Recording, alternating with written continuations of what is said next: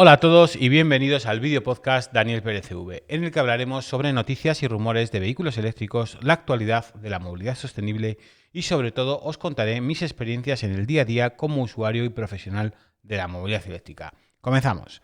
Bueno, hoy en esta primera sección que hablamos siempre de vehículos, os traigo un vehículo un poco diferente, no es un turismo, es una furgoneta. Ya comenté en el anterior podcast que el grupo Volkswagen había puesto, era el primer grupo en electrificar toda su flota de vehículos comerciales.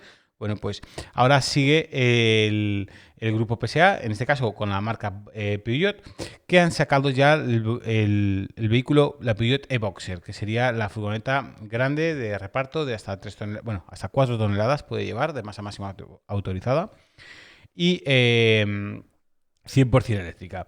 Al final vuelven a utilizar las mismas plataformas que estamos utilizando, han puesto las baterías un poco en el piso del hueco para que no ocupe espacios de carga y con este vehículo ya cubren toda la gama, porque tenían la Partner TP que yo probé en el canal, os dejaré a los que estáis en YouTube, os dejaré una tarjetita para que podáis ver algún vídeo de la Partner TP. Eléctrica, por supuesto, la Peugeot e-Expert 100% eléctrica, que ya la tienen disponible, y ahora con esta completan la gama también de vehículos comerciales eléctricos. Yo creo que es una gama que va a dar mucho que hablar en los próximos años, sobre todo con el reparto de la última milla que tanto se habla, ¿vale? Bueno, vamos a hablar un poquito del vehículo, qué características tiene, qué opciones hay de configuración, y luego comento un poco lo que yo pienso que hacia dónde puede ir o qué cambios puede tener esto, ¿vale? Vamos a ver, para ello cojo el iPad para leer la chuleta, ay que se me ha resbalado, y así de esta forma no metemos ningún gazapo en kilovatios, en tamaños y en todas estas cosas que a veces son muchos valores y muchos campos. Bueno, se ofrece con dos versiones de batería, ¿vale? Una versión pequeñita que tiene 37 kilovatios hora, hablan de que esta versión homologa 200 kilómetros de autonomía. Bueno, yo depende, imagino que a plena carga vaya más justita, pero bueno, hablan de que gran parte de los vehículos de reparto no llegan a circular esta distancia diariamente, ¿vale? Pero bueno, al final cuando haces una inversión en un vehículo de reparto también quieres cubrirte un poco más en salud. Y yo iría a la siguiente versión que hablan de ya de 70 kilovatios hora de batería. Ya con 70 kilovatios hora homologa una autonomía, todas en ciclo WLTP, de 340 kilómetros. Ya es una autonomía considerable. Al final, aunque sean 300 kilómetros, con 300 kilómetros en una furgoneta de reparto ya puedes trabajar bastante bien y puedes moverte incluso por rutas fuera del entorno urbano, como hacen algunas furgonetas, de acercarse a los pueblos de alrededor y a hacer esas rutas de reparto, ¿vale? Lo que me llama la atención es que al final no han escatimado, porque hay a veces que cuando sacan vehículos eléctricos lo que vienen haciendo es pues reducir el número de versiones, el número de configuraciones, pues por consumos, imagino, y todas estas cosas. Vale, pues estos al final mantienen todas las versiones, porque tienen las 4 longitudes, que son L1, L2, L3 y L4, que son las 4 longitudes de vehículo, hasta los 6 metros 30, que creo que es la más grande, la L4, y las 3 alturas, H1, H2, H3. Para los que no conozcáis este tipo de vehículos, yo los conozco un poquito porque como tuve una autocaravana y compré una furgoneta, no esta, la Fiat Ducato, investigué mucho hasta que aprendí cómo funcionaba todo esto de las furgonetas, ¿vale? Las longitudes son los 4 estándares, la más cortita, luego tienes una que cabe en 3 metros en barras de cabina, o sea, para meter de espacio de carga, y luego ya tienes la H3 y la L3 y la L4, que ya tienen una distancia bastante grande, te caben 3 metros y medio, casi en zona de carga, casi 4 metros, para cargar material en la parte trasera de la cabina de carga. Entonces, esas son las más utilizadas. La L3, yo creo que las más utilizadas son L2 y L3, y para reparto a veces de mensajería que van muy cargados o que hacen rutas un poco más largas, no rutas urbanas, se van al L4 porque la capacidad de carga es muchísimo más alta. Las alturas, pues igual, el H1 es la bajita, la que veis que no tiene ningún copete por arriba, luego el H2 tiene un pequeño copete que también volvemos, que es la más vendida porque al final tienes 2 metros útiles dentro de la furgoneta, con lo cual tienes espacio para poderte mover, y luego tienes el HT3 que tiene un copete muy alto y parece que como que es muy larga, o sea, muy alta la furgoneta, la ves extraña cuando la ves, pero también tiene un segmento de público específico que necesita esas alturas, porque son 2 metros y pico de altura y hay gente que la necesita. Entonces, digamos, la L4 y la H3, esa configuración es una configuración muy específica, pero sí que la han añadido, no la han limitado. En esas configuraciones entiendo que los consumos se vean un poco mermados, porque lógicamente con toda esa penalización aerodinámica se tiene que notar, pero bueno, al final están esto. Lo que hablábamos, los volúmenes de carga pues van desde los 5 metros cúbicos, que es la pequeñita L1H1, hasta los 17 metros cúbicos, que es la L4H3. La verdad que son unas furgonetas. Yo tuve una L4H2, que la hicimos autocaravana, y la verdad que era una pasada el espacio que tenía utilizable dentro.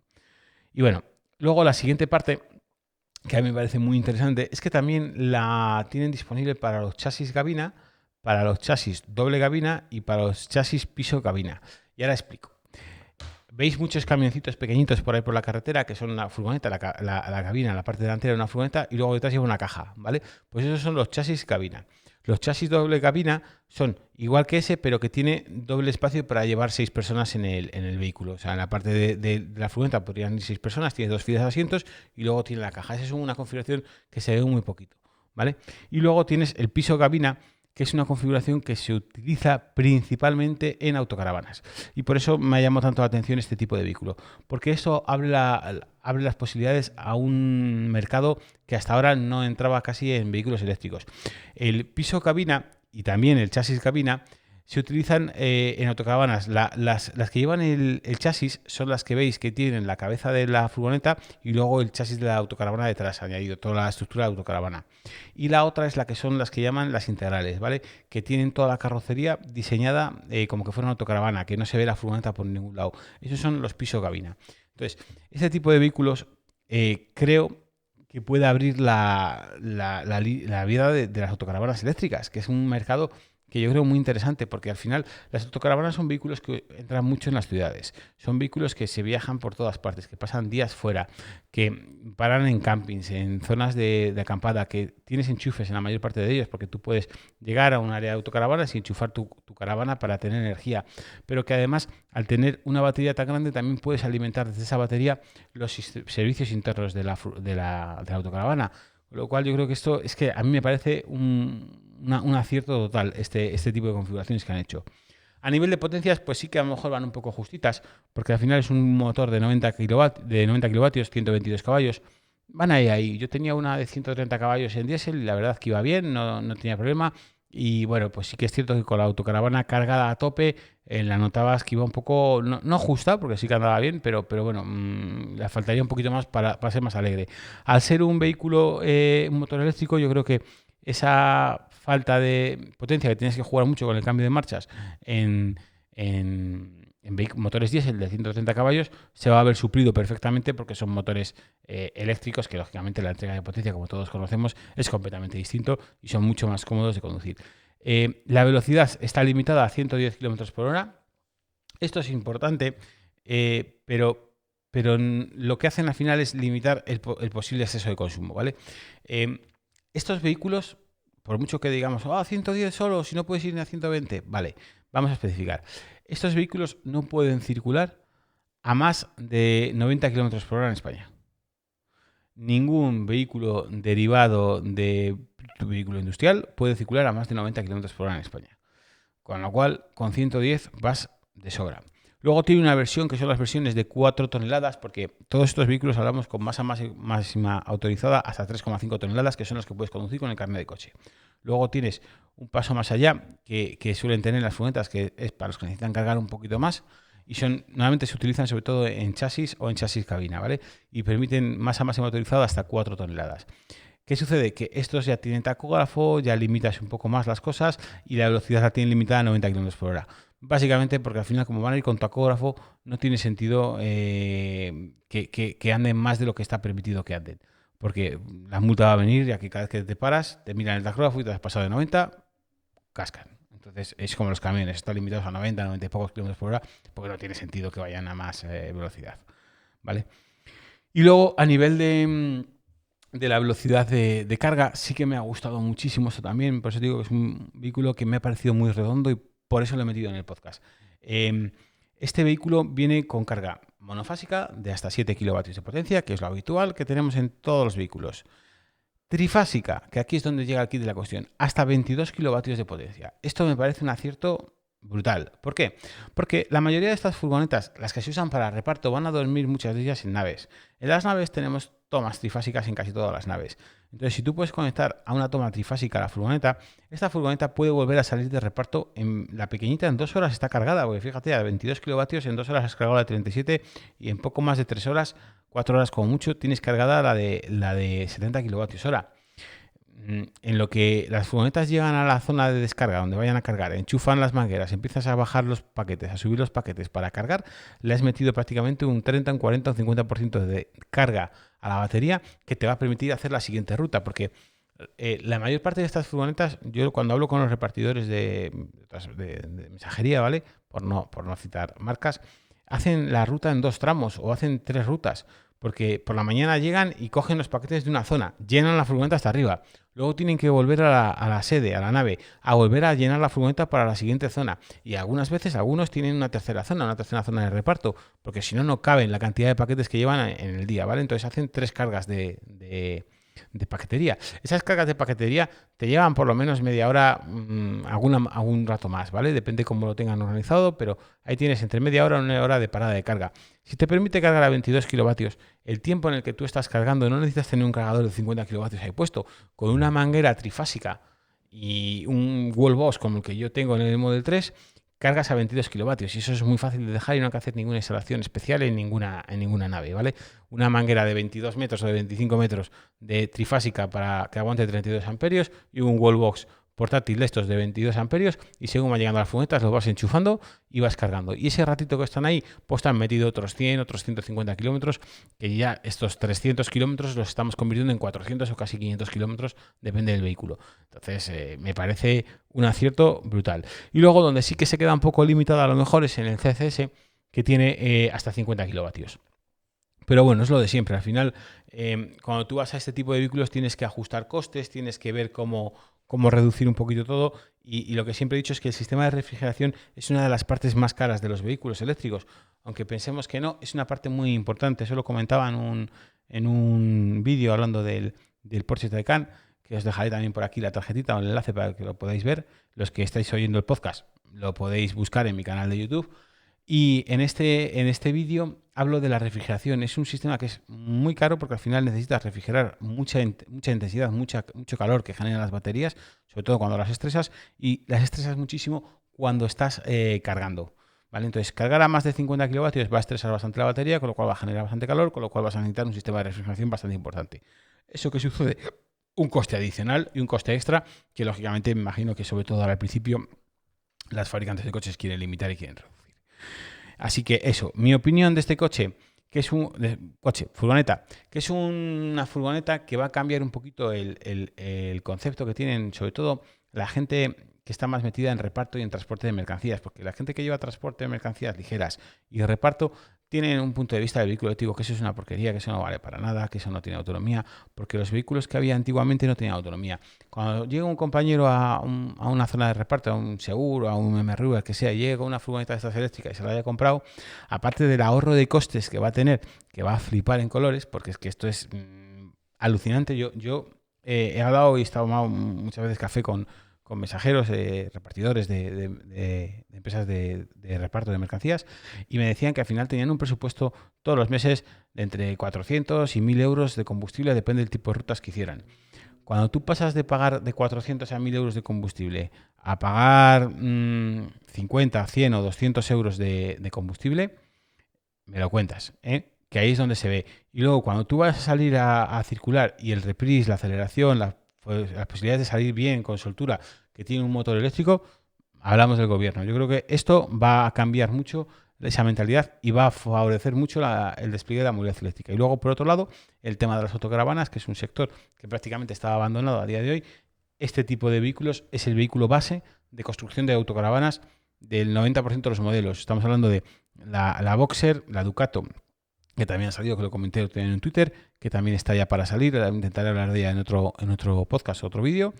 Y al final salen todas de la misma fábrica, la fábrica de Sevel, ¿vale? En Italia. Y ahí se fabrican los 3 modelos, la de Fiat, la de Peugeot y la de Citroën. Y estos modelos van a ser todos iguales, entiendo. Al final no va a haber mucha diferencia como pasaba con los motores de combustión. Los motores de combustión cambiaba el motor, que los del grupo PSA llevaban el motor PSA y los del grupo Fiat llevaban el motor Fiat.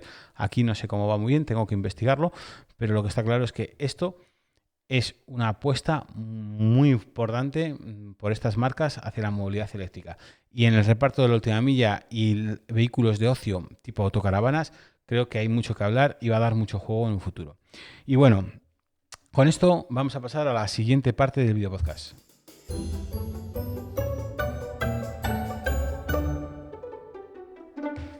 Bueno, para esta segunda parte de noticias de movilidad del sector, voy a intentarme extender un poco menos porque veo que ya llevo un montón de minutos porque me he extendido mucho en la primera parte. Y quiero hablar un poquito de una noticia que salió hace unos días, la he visto en Foro Coches Eléctricos, pero venía de Spy Coches o algo así, o Coches Spy. Y hablaba del calendario, que se había filtrado un calendario de vehículos eléctricos del grupo Volkswagen, ¿vale?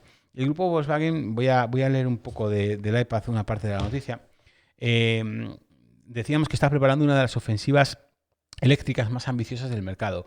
El grupo tiene el objetivo de convertirse en uno de los principales fabricantes de automóviles eléctricos del mundo para mediados de la década actual, ¿vale? Implicando en este proceso a todas sus marcas, a Audi, a Seat, Cupra, Skoda, Volkswagen, Porsche, Bentley, Lamborghini, Bugatti, todas las marcas que tiene el grupo. Pero, sin embargo, el lanzamiento, la piedra principal, la piedra angular de todo este proyecto es el grupo Volkswagen. Y ellos quieren que la punta de lanza de esta ambiciosa ofensiva para vehículos eléctricos sea Volkswagen. Por eso se llama grupo Volkswagen y quieren que su marca Volkswagen sea la principal. Y por eso han empezado con el Volkswagen ID3 y probablemente ese sea uno de los motivos por los que han cancelado el Seat Elborn y ahora va a pasar al grupo, a la marca Cupra Elborn, porque no quieren que les haga sombra ningún modelo. Así que situándolo en una gama más alta, no hace sombra al ID3. Entonces, lo que conocíamos hasta ahora era el ID3, que es el compacto, que es el Golf, ¿vale? De la gama. Ya veremos si en un futuro cambia de nombre o sale un Golf eléctrico. Y el SUV que han presentado ahora, que presentan ahora en septiembre, que ya hemos visto, que es un SUV familiar, que es el ID4. Entonces tenemos el ID3 y el ID4. El ID4 se comenta que también va a salir en una versión coupé. Con lo cual, bueno, pues ya tenemos ahí 3 modelos, 3 versiones que estamos hablando de este año 2020 y 2021, ¿vale? De aquí a 2023, la compañía tiene previsto lanzar 10 modelos 100% eléctricos.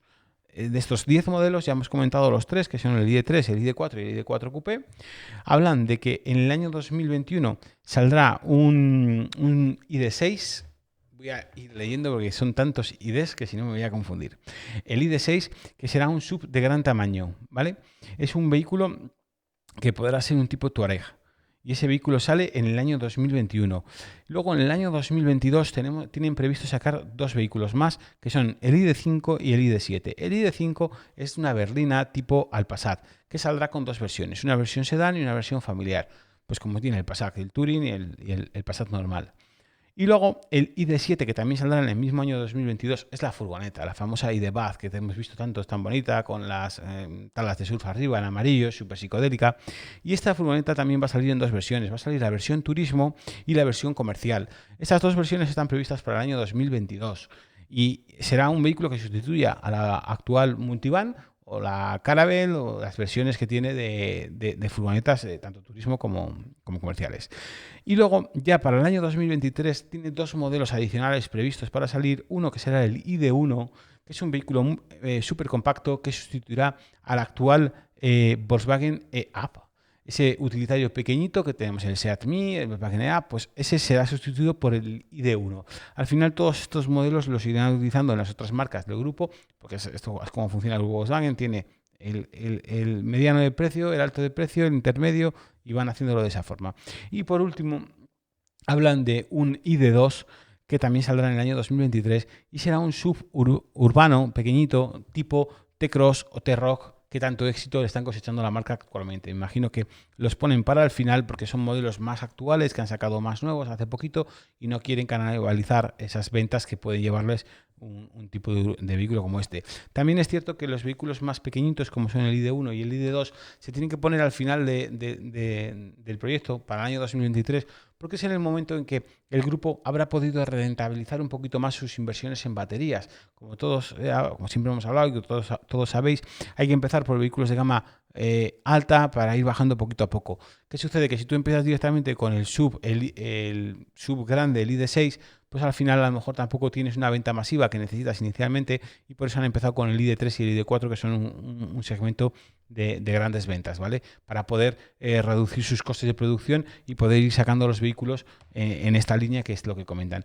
Todo esto es un rumor, pero a mí ya me comentaron en Alemania hace 2 años en la feria de Frankfurt, que estuve hablando con gente allí del grupo Volkswagen, y me decían que tenían previsto el lanzamiento de, no sé si eran 25 o 30 modelos 100% eléctricos para el año 2025. Esto más o menos concuerda con lo que vienen diciendo ellos, porque al final lo que quieren es que todo salga primero en la marca Volkswagen y después de que salga Volkswagen, pues a lo mejor el año siguiente, unos meses después, saldrá el vehículo de misma gama en el resto de marcas, exceptuando pues marcas como Porsche, que lógicamente no puede ir al mismo nivel, porque es un vehículo completamente distinto y son súper altas de gama, o vehículos como el Audi e-tron, o vehículos como los nuevos Audi que van a sacar, que son de gamas súper altas, que probablemente el ID6 sea un sustituto del e-tron o el nuevo e-tron que salga o algo de ese estilo. Pero bueno, todo esto habrá que ir viéndolo. Al final estas noticias me gusta comentarlas porque hacen ver la evolución del mercado y cómo fabricantes tan grandes como este Volkswagen, grupo Volkswagen, que es un monstruo inmenso de fabricar automóviles, está apostando por la movilidad eléctrica. Y también, si nos fijamos en el grupo PSA, que es otro gigante bastante grande de fabricación de automóviles, también está apostando muy seriamente porque está teniendo un montón de modelos. Y esa es la tendencia que tenemos actualmente. Y bueno, con esto pasamos a la tercera y última parte del podcast de hoy, que son las preguntas que me hacéis. Bueno, como siempre, lo primero que voy a hacer es indicaros que me mandéis las preguntas que queráis, todas las preguntas. Me encanta responderos preguntas y dudas que podéis tener. Me las podéis mandar en varias formas. Las podéis poner como comentarios aquí en los podcasts, en el vídeo de YouTube. Me lo podéis poner en Twitter. Mi Twitter es @DanielPerezCV, o me las podéis mandar por email. La forma que sea más fácil. El email es daniel@danielperezcv.com. La fórmula más sencilla, la más fácil que os resulte, utilizarla, que yo me encargaré de responder vuestras preguntas y resolver vuestras dudas en forma que me sea posible. Bueno, pues aquí tengo 2 preguntas que me ha hecho gente en YouTube. Una pregunta me ha hecho un tal Omar en YouTube y me dice: Daniel, en algunos de tus vídeos he visto que para apurar la llegada a destino, en algunos momentos extremos, sobre todo con el Leaf, ibas a vela, poniendo posición N, punto muerto. Según tengo entendido, en esta posición no se regenera. ¿No sería mejor aprovechar la frenada regenerativa para conseguir algunos vatios y por consiguiente algunos kilómetros más? Bueno, a ver, te explico, Omar, y os explico para el resto. El vehículo, cuando va a vela, no genera nada, pero tampoco gasta nada y no tiene rozamiento.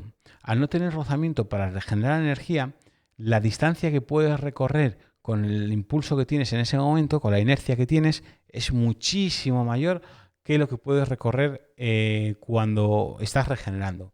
Me explico. Cuando yo subo una cuesta, como hacía en algún vídeo, pero sobre todo pues, en un vídeo que íbamos a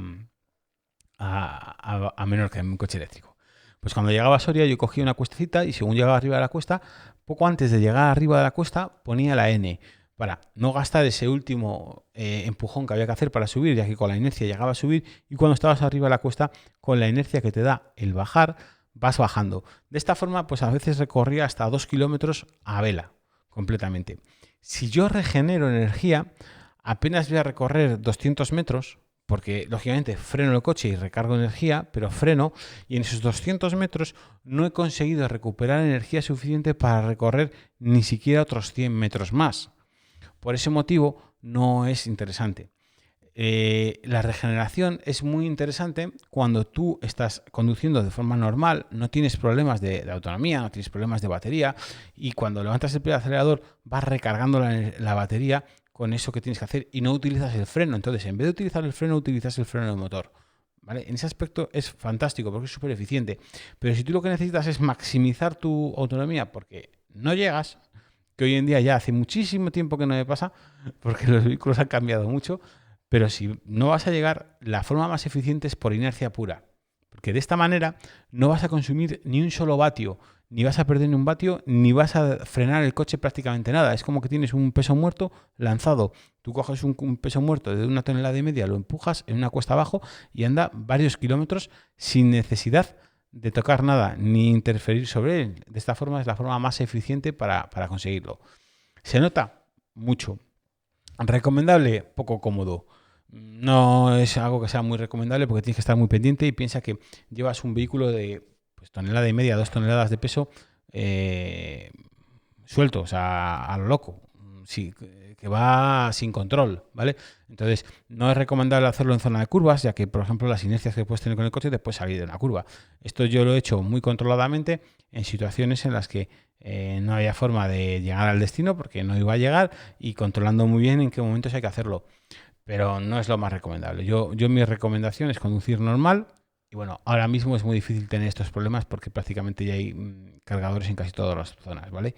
Hay alguna zona que está un poco más complicada, como el viaje que he hecho yo ayer bueno, que os dejo el enlace si queréis verlo. Tengo un vídeo en YouTube, os dejaré el enlace aquí. Y tengo un vídeo en YouTube para los que veis el podcast, que es un viaje de Palencia a las Rías Baixas. Pues tienes desde Puebla de Sanabria, que es donde tenemos en Isichar, que es un cargador, hasta las Rías Baixas, que no hay absolutamente ni un cargador donde cargar. Bueno, pues ahí depende de la autonomía que tengas en el coche, puedes necesitar a lo mejor hacer vela en algún momento, pero situaciones puntuales como esta, poco más. Y bueno, vamos a la siguiente y última pregunta. Javier Chiclana, también en YouTube, me dice: hola Daniel, sabemos que normalmente la potencia la marcan los aparatos consumidores. ¿Cómo puede adaptarse un coche eléctrico por debajo a las distintas potencias a las que podamos acceder? 10, 16, 20, 32. Hablando siempre en monofásica. Muchas veces habrá que echar mano de enchufes ocasionales, hoteles, camping, garajes prestados, y no podemos estar saltándole los plomos al propietario prestamista. Pues mira, es una muy buena pregunta, Javier, y creo que te voy a intentar responder de la forma más práctica posible, ¿vale? Más eficiente. Hay varios tipos de vehículos. Hay vehículos que permiten regular la potencia de carga desde el propio coche, de forma que, aunque tú conectes a una toma de 16 o de 32, tú dentro del coche, por ejemplo el Tesla Model 3, te permite regular a la potencia que quieres cargar. Yo muchas veces llego, enchufo un enchufe, cuando enchufas pues estás a 16 o a 20 o a 32 amperios, lo bajas la potencia y le puedes bajar a lo que tú quieras. Puedes bajarlo desde 6 amperios, por ejemplo, en un enchufe Suco con el cargador del coche desde 6 hasta 13, ¿vale? Pero si usas un cargador externo, podrías regular todo lo que quisieras. Si no tienes un vehículo que te permita regular la potencia de carga, porque hay otros muchos modelos de vehículos que esta opción no la tienen, no lo permiten, pues tienes otra opción, que sería la siguiente. Puedes comprar un cargador, un wallbox, ¿ok? Como el que yo tengo, externo, y con este wallbox tú puedes regular la potencia de carga en cada momento. De forma que tú enchufas el coche y le dices a cuántos kilovatios hora, a cuántos amperios quieres cargar en esa instalación. Y de esta forma nunca, jamás te vas a pasar. Las recomendaciones, o un equipo externo que te lo haga tipo wallbox, creo que se llama la V2C, que están muy bien y son muy baratitos, estamos hablando de 400 euros aproximadamente, no es una cosa excesivamente cara, o que el vehículo te permita cargarlo. No hay otra forma de regular esta forma de cargar la potencia. Es la forma que tenemos y es como lo podemos hacer. Entonces, desde dentro del coche los que lo permitan y los que no, con un cargador externo que lo permita, tipo Wallbox OK. Si te ha gustado este vídeo podcast, dale un like y suscríbete al canal de YouTube. Marca la campanita para recibir una notificación cada vez que subo un nuevo vídeo. O puedes escucharlo en Spotify o en cualquier otro reproductor de podcast que prefieras. También puedes estar al tanto de todas las noticias y novedades a través de mi Twitter, @DanielPérezV. Muchas gracias por ver este vídeo podcast. Nos vemos en el próximo.